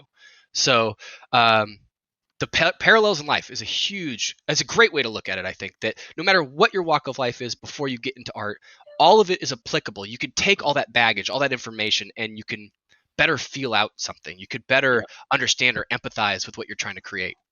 And a shorter part B to that question, because I want to make sure I'm staying true to the viewers, the way they asked it. And when it comes to education, do you think it's good to go right into animation school right out of high school, or is it better to get a little bit of experience under your belt before you do that? That's a really And I good know it's question. subjective, but yeah. Yeah, that's a really good question. That's a hard one for me to give you a definitive answer. For me, it was better for me to go to community college before I went to an art school. I was a wild and rambunctious person who needed to get it out of my system. And I know a lot of wild and rambunctious people who went straight to an art school and squandered that moment with wild and rambunctious ideas. Like, instead of being driven and dedicated to the craft, they were partying because it was their first time being away from home. And maybe that's more of an American, unfortunately, an American cultural thing. But that's one thing I noticed, is that when I stepped away, I don't think I would have been ready to go straight to an animation school and put my best foot forward. I needed to go experience life a little bit. And during that time, I was learning art. I wasn't just putting it to the wayside. I was still taking the classes. I was still trying to figure it out and learn. And it was only until I was like, it clicked in my head that this is what I wanted. That's when I was driven. And that's when everything else fell to the wayside and I knew what I wanted. And I was able to make a concerted effort to drive in that direction. But until then, I was kind of nebulous, just trying to play around and figure things out, and I didn't know. So I think that, as if you're 17 or 18 years old, and you're like, I'm going to go straight to an animation school, but I don't even know if I like animation. That's a dangerous thing. Animation schools and specialty schools can be expensive if you don't know that's what you want. If you really don't know what you want, for me, again, this is all subjective, so I'm not saying to do this. I went to a junior college, a community college, just to play around and dabble a little bit until I figured it out what I was truly, truly interested in. And when I went there, it just brought to light the thing that I really, really wanted to do. And it made it a much easier decision for me to move forward in the future. Yeah, absolutely. I know for some, in some cases, for some high school students I know who have made their way to Nomen, it was really helpful for them to go to like community college and take a couple of individual classes in the evening Yeah, to explore that question. absolutely. Yeah, it's a And good way to do it. then go full on. Well, time has really flown, Casey. Yeah, And no we've had a kidding. lot of fun. Thank you so much for all the time you've given us today. I think Of we've course. pretty much spent the same amount of time as a feature animation film together on the Hey, stream. So truly a pleasure to have you with us. thank you, Adam. And thanks for just being so open and sharing all of the insights, but also personal experience that you shared. I think this has been an incredibly helpful time for everybody that's been tuning in. Awesome. So yeah, Thanks for being with us. Thank you, Adam. Thank you, everybody. Absolutely. And look forward to talking to you again sometime in the future. All right. You got some games So, to play.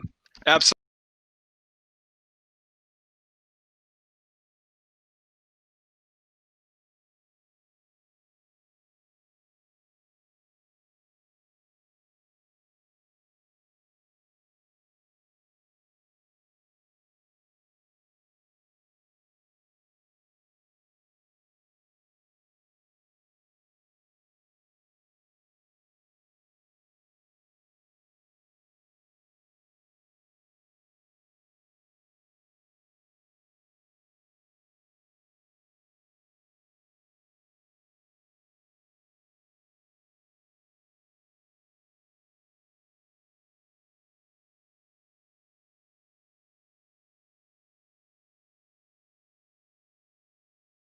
Familiar. We are a 3D art school in Hollywood. And that is our specialty, what I just said to you, visual effects, games, animation. We are the school that Casey went to. And we've been around for over 20 years. On the next screen here, you'll see that we've won a lot of awards over the years. The awards you see on the screen represent things like winning School of the Year internationally more than once. We've ranked #1 in the U.S. for VFX, games, and animation, which is pretty much our entire curriculum. And we've also ranked #1 worldwide for VFX and animation. So all of that's just to give you an idea that we've been around for over 2 decades, and we're really good at what we do. So next up are just some of the projects that you might be familiar with that Nomen graduates have worked on. So every poster you see up on the screen, this is something that a graduate from our programs at Nomen has gotten in and had the privilege of being able to contribute to. And then these are some of the studios that you might be familiar with who are regularly hiring graduates from our full-time programs. We've got some amazing places ranging from like Walt Disney and DreamWorks to Marvel to Bad Robot, Blizzard, PlayStation, Riot Games, you name it. It's a global industry. And, these 3 areas that we're teaching, animation, VFX, and games, are pathways into all of these kinds of places. All right. So let's see here. What are we teaching? In a term, what Nomen teaches is very big, but also very specialized, and that is digital production. Now, digital production is going to include the following skill sets and disciplines. These are things like computer-based visual effects, character and creature design, digital sculpting, character and creature animation, which is what we've been talking a lot about today, environment design, lighting and rendering, matte painting and compositing, game asset creation, game engines, production workflows, and world building. And every one of these skills translates into the following careers. So each one of the roles and aspects of the digital production pipeline you see coming up on the screen, every one of these names represents a career path unto itself. So this is a very diverse world for artists. There are many different pathways, many different kinds of open doors. We've got things ranging from, animation, character animation, like we've been talking about today, all the way over to things that have to do with post-processing, compositing, technical artists, hard surface modelers, the entire gamut of digital production. So we're going to highlight just a few of these really quickly for you guys, starting with character artists. Now, a character artist does exactly what the name implies. These are the artists that are responsible for creating the 3D models that is the look and the actual model that you're going to be seeing on screen in a film or in a game. Now, this artist here is using a piece of software called ZBrush. ZBrush essentially lets you use traditional sculpting techniques with virtual 3D clay. And this makes it excellent for creating 3D models of anything organic in nature, whether that is a human character or a creature or alien. Often organic shapes found in nature like trees and rocks and so forth. All this can be done within ZBrush.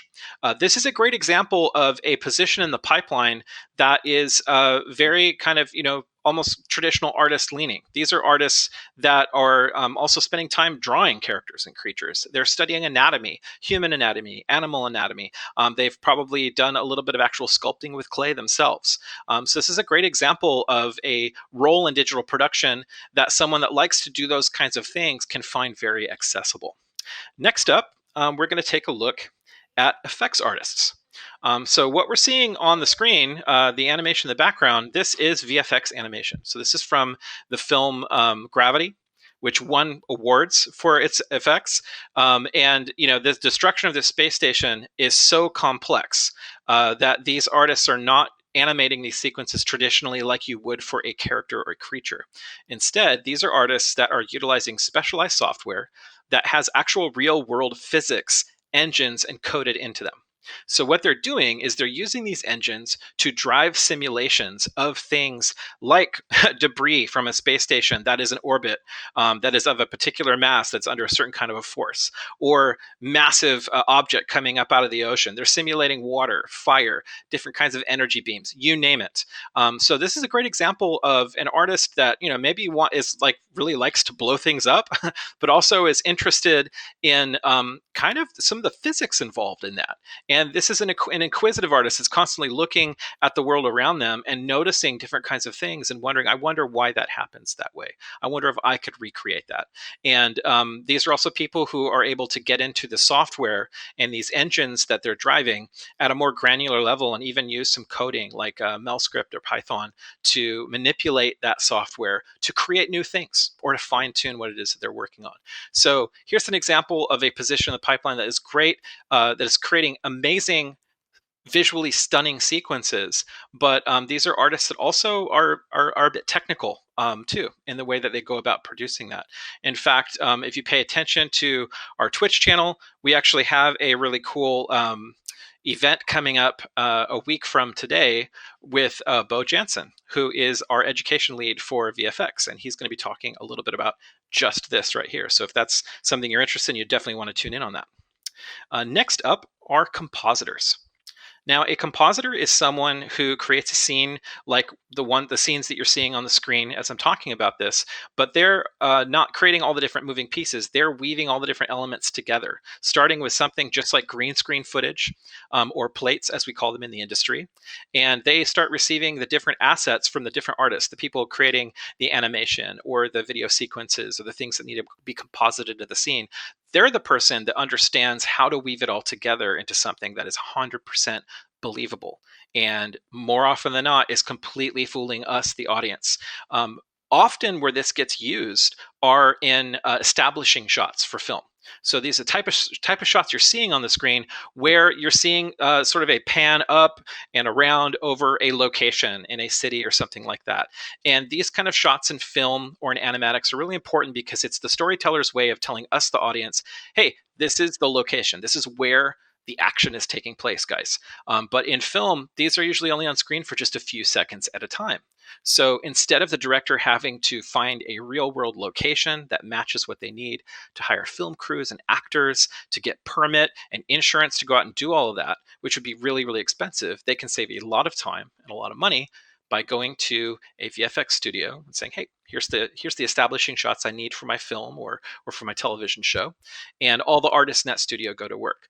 So we get plates filmed. We've got modelers creating the models that need to be in there. We've got animators animating the things that need to be moving in the background, people working with video, even still images or matte painted images need to be put in. The compositor is the person kind of almost nearly at the end of the pipeline that doesn't make all that stuff, but they receive all of those assets from the other artists and they weave it all together. And these guys are really doing magic because they're creating something that most likely hasn't existed before or doesn't even exist in the real world. But when it gets to us, the audience, actually, we look at it and just kind of assume that that was a real place that they took cameras to. So really, really cool role.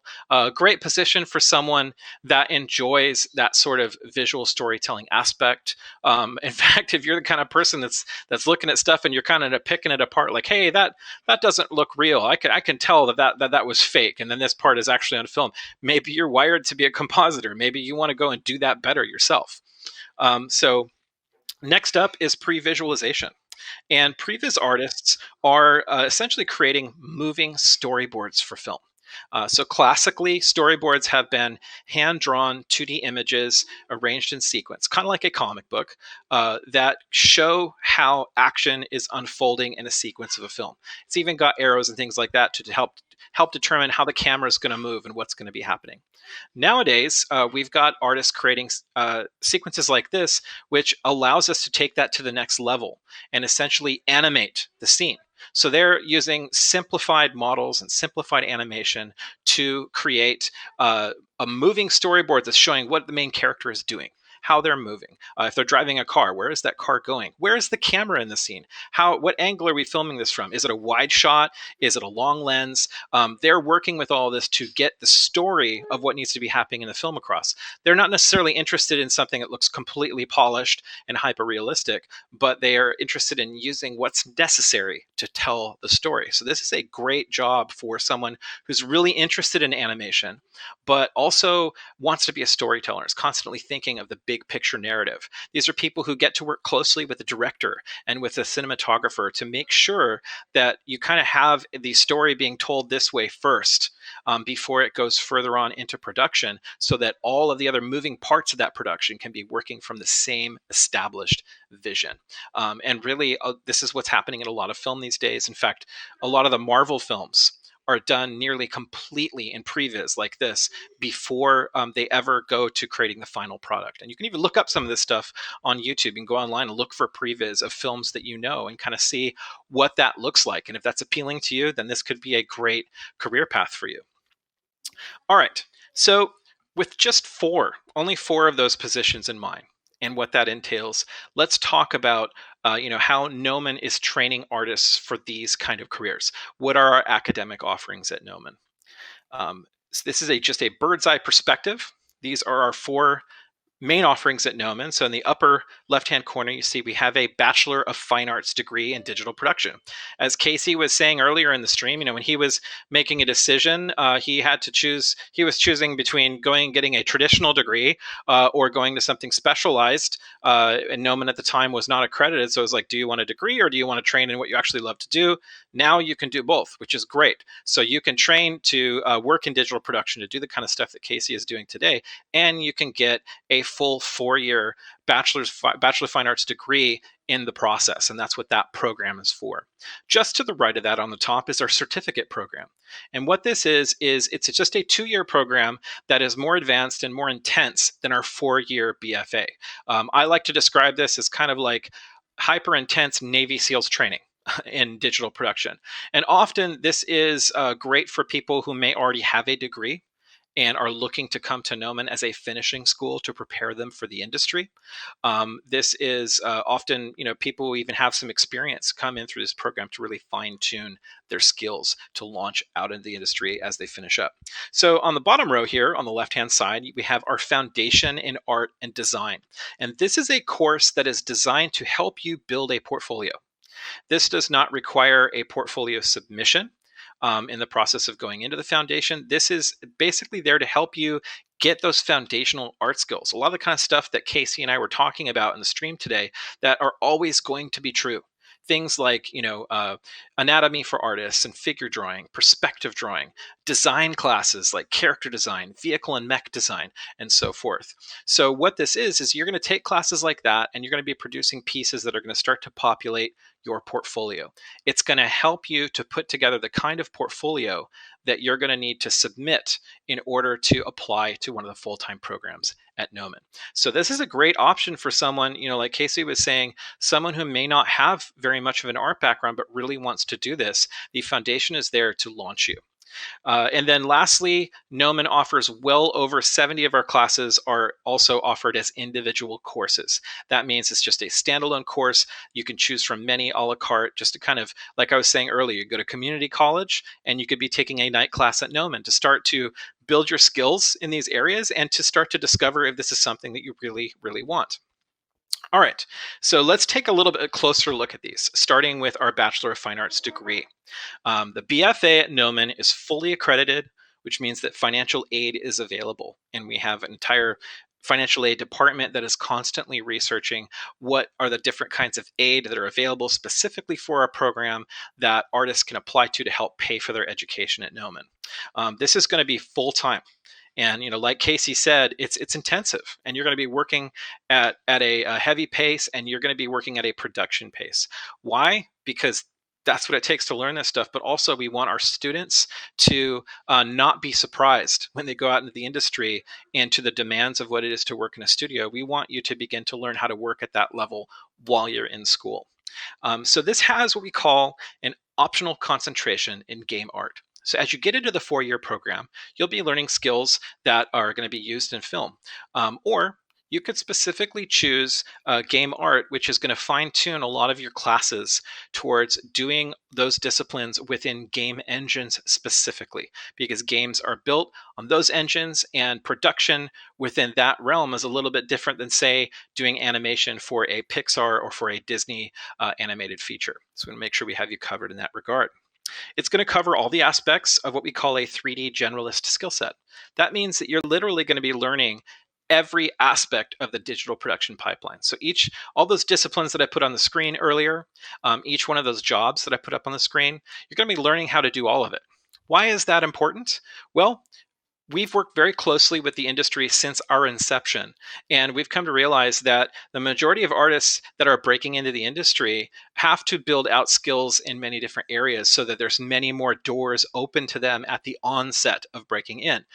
So if you're really super excited about being an animator, which I'm assuming you are if you tuned in to hear Casey today, you could go through the program at Nomen and you can learn how to be an amazing animator, but you can also learn all those other disciplines. And when you go out and start applying for your first job, you can apply to some of the studios that you really want to work at as an animator. And let's say one of them, like DreamWorks, gets back to you and says, hey, we love your reel. We think you're incredible. We'd love to work with you. But, we just don't have any openings in our animation department at this time. However, we really need a lighting artist. Are you able to do that? And you can confidently make that decision and say, yeah, absolutely. I trained to do that at Nomen. Let's get started there. And you come in and you start working as a lighting artist. And as you start building your experience, you start to work your way laterally towards the animation department as positions open up. And that's where you want to be more long-term. That story represents the way that it works for most industry artists today. So you're learning it all at the 4-year program at Nomen. And you are going to be getting to choose a specific 4 electives in your last 4 quarters at Nomen. So you get the 3D generalist education, but then you get to zero in on building skills in some very particular areas of your choice in your last 4 quarters. So you get the broad education, but you also get to build extra skill with some specificity before you graduate. So that is our BFA at Nomen. That's our main academic offering. Moving forward, we are going to take a look at our 2-year certificate program. This also is fully accredited and full-time. It's when our campus reopens, it will of course be on campus, but now currently both of our full-time programs, the BFA and the 2-year, are fully online. And this is not just something that we pulled together for quarantine. This is an online platform that we custom built ourselves for our online classes, which have been running for quite some time. And so we've been able to successfully transition our full-time programs to this online platform. So if you're wanting to get started in one of our programs at Nomen, now is a great time to do it, because you can literally start right where you are at home. And then as campus begins to open up again, then you make that move and you start continuing the program on campus. So that being said, this 2-year is basically, it's an intensive program that's designed to build foundational 3D skills before you choose an area of emphasized study for the remainder of the program. And those areas of emphasis have to do with areas like games, or even just emphasizing you want to be a 3D generalist because you like doing it all, animation, and so forth. So it's that, like I said earlier, kind of that Navy SEALs intensive training that launches you out there, gets you ready to go right out there and start working in the industry. All right, moving forward, our foundation in art and design, as I mentioned earlier, essentially is a portfolio building course. And here's how it works. You talk to one of our admissions advisors about going into the foundation. You don't have to submit a portfolio to apply. And it's going to get you into those foundational classes, like I mentioned earlier, things like figure drawing and anatomy, character, vehicle and mech design, creature design, and you're going to start building up that portfolio. Now, if you finish the foundation, which is up to a year, It's 4 quarters. It's not required that you take it for a year. You can take it for 1, 2, 3, or the full 4 quarters. But if you, while you're in the foundation, have a GPA of 3.0 or higher, you automatically get a $500 scholarship towards the BFA program. And about half of the classes that you take in the foundation also transfer into our Bachelor of Fine Arts program. So it's a way for someone, say, maybe coming right out of high school, who hasn't had the opportunity to put together a portfolio yet, or maybe didn't have access to a lot of those foundational classes. If you're interested in going to the full-time program at Nomen, you can jump in at the foundation, start learning these things. You can be corresponding with one of our admissions advisors who's going to help you the putting together of your portfolio and help you know when you are ready to apply to our full-time program. And you're not kind of delaying starting into a full-time program at Nomen. You're basically getting a really intentional and very well-pointed head start, like a kickstart into that. So that is our foundation, which also is online, guys. You can start into that online today. All right. And then lastly, of course, we have our 10-week individual classes at Nomen. And the way that that works is each week you're going to be spending 3 hours in class with your instructor and your fellow students, and then you're going to be doing your homework and assignment outside of that, and that's going to go on for 10 weeks to give you an accumulative 30 hours of class time. And the great thing right now is that all of our individual course classes are being offered online. It's not typically so when campus is open, only a certain portion of them are available online. But right now, every single individual class that we list is available online. And that's going to be for California residents as well as international students. So if you are overseas outside of the US and you're looking for a way to get started into some formalized education in this area, taking some individual classes at Nomen right now will give you access to all of our individual classes online and help you start building those skill sets. Individual classes don't require a portfolio submission. You just simply sign up. But I would advise talking with one of our admissions advisors about what would be a great class for you to get started with if you're unsure, because you definitely want to jump in at the level that's going to be most appropriate to where you're at and what your goals are going to be moving forward. All right. So with that, let's talk a little bit about admissions at Nomen. And this is a really important point. If you're thinking, yeah, I know I've heard about admissions 1,000 times, I know how it works, you need to pay attention right now. And here's why. The way that admissions works at Nomen is different than most schools out there. At a lot of art schools, you kind of just get everything together on your end, hope that you've got it all right, send it all in, and then wait for an admissions advisor to tell you whether you got in or not. That's not how we do it here. And this is really helpful to you, the applicant, because our admissions advisors, I'm going to put them up on the screen here, all 4 of these people, aside from being super nice and really awesome people to work with, they are all really good artists. And what they are going to want to do before you ever apply, before you start trying to get everything put together in your application, they're going to want to start talking to you about your goals, and they will even start coaching you in your portfolio work before you ever make a commitment to come here. This is because we want to make sure that Nomen is the right school for you. We want to make sure that it's a good fit. So what you're going to get in reaching out to an admissions advisor is you're going to get that initial conversation, and you're going to get free coaching and mentoring, essentially. It's not going to be about strong arming you into a program. It's going to be about helping you develop as an artist and seeing how Nomen's options serve that the best and fit for you. So if you're interested in getting help with your portfolio, if you're interested, like what Casey was talking about earlier, self-learning, or being where you're at right now does not mean that you are isolated and you don't have access to outside help. You could start talking to an admissions advisor today. If you are considering Nomen as an option, you could talk to them. You can get that coaching and get that outside help to help you with where you're at currently. They're going to point you towards free resources online and just help you level up. So really, I can't stress it enough. We are not saying that you've got to figure everything out for yourself before you apply. I would say if you're tuning into this program, if you are thinking about Nomen, if it's appealing to you, then today is the day to start talking with admissions. There's no time that's too early. We've got one of our admissions advisors in the chat right now. He's going to be posting a link to where you can reach out and get in touch with an advisor at Nomen and help you begin to take those very first steps to see how you might consider Nomen as an educational offering for you. All right, talking just a little bit about our campus. Unfortunately, the campus is not open right now. And as soon as it is, we will start picking up again with our open house events and inviting tours to campus. Our campus is always available when it's open for you to reach out to admissions and book a private tour or to come on a class tour with your class, if you're in a high school class or college class. But our campus is fantastic. It is actually housed on a production lot in Hollywood. And this was the former lot originally for Technicolor, which are the ones that invented color film for movies. What that does for us is it lets us immerse our students in a production environment. So you're working at the pace of production. You're working in an environment that feels a lot more like working in a studio than it does going to school. Why is this important? Because we want you to be inspired while you're going to school at Nomen. We want you to get used to the culture and environment of the kind of places that you're going to be wanting to work in one day. We've got 9 digital labs, which are equipped with industry standard hardware and software. These labs are open from 9 o'clock in the morning to midnight. As Casey was talking about, these are open and ready for our students to come and work on their homework and their projects.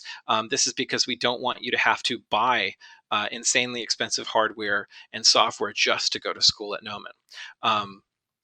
And when campus opens up again, you'll be able to come out and you can see our amazing library and our sculpture studio and our drawing labs and all of these great places that make Nomen such a home away from home and a community for artists who have come through our programs over the years. Lastly, I'd like to highlight our live events. We have traditionally had live events on our stage on campus with industry artists. These events are always open and free to the public. And with quarantine going on, currently we're doing all of our live events, including these info sessions and interviews with artists, right here on our streaming services. So you can come check us out on our Twitch channel where we're posting the next up and coming events. And you can also go into our video library and look at past events. So if you missed the interview that we did with Ian McCaig or many of the other amazing events and interviews with industry artists that we've done, you can come out here and you can check out these videos and use it as your resource for free to essentially have FaceTime with leading industry artists and to hear their advice and to hear their workflows and what they have to say about the career path that you're interested in. Here's some examples of events that we've had in the past. And I will say that some of the stuff that's coming up is every Wednesday, we have right here on our Twitch stream a art jam with our Chief Creative Officer, Josh Herman. Josh is a veteran industry artist who has worked at Legacy Effects. He has worked with Marvel Studios. He's sculpted some amazing things with them, like designing many of the different suits of the Iron Man armor, sculpting Groot for Guardians of the Galaxy. And now he is here at Nomen as our Chief Creative Officer. And every Wednesday from 10 in the morning to 1 in the afternoon, he is hosting a live art jam where you get to hang out with him. He is working in the areas that he works, talking about his process. And it's a little bit educational, but it's also just very highly creative and gives some momentum for you and kind of an accountability partner and creativity as you're moving forward in what you're doing as well. Additionally, I'd like to invite you back here next Friday, where we are going to be with our education lead for visual effects, Bo Jansen. And the time for that event is going to be posted on this channel. And it's going to be a time where you're going to get to hear from him about how we are teaching VFX at Nomen, as well as looking at some VFX reels, including some of his work, and hearing breakdowns on how he went about doing that and what kind of software we're using here at Nomen. So if you're interested in that realm, that's going to be an ideal time for you to tune into, not just hear about VFX in general, but hear about VFX at Nomen from the guy that's leading our educational program in that area. So with that, guys, I want to say thank you so much for tuning in today. If you are interested in an open house experience at Nomen, granted, we are in quarantine and we can't invite you out to campus, here's what I would recommend. Number one, tuning into these informational live streams is a great way for you to get an overview of our education. Additionally, we have additional streams with some of our other faculty and people here at Nomen. We did an amazing stream with our admissions department, with our director of admissions, Hannah Webb, where she talked about building a portfolio to come to Nomen. That is cataloged on our Twitch channel. Go check it out. We also would like to be able to offer more experiences like that virtually to give you an overview of our school.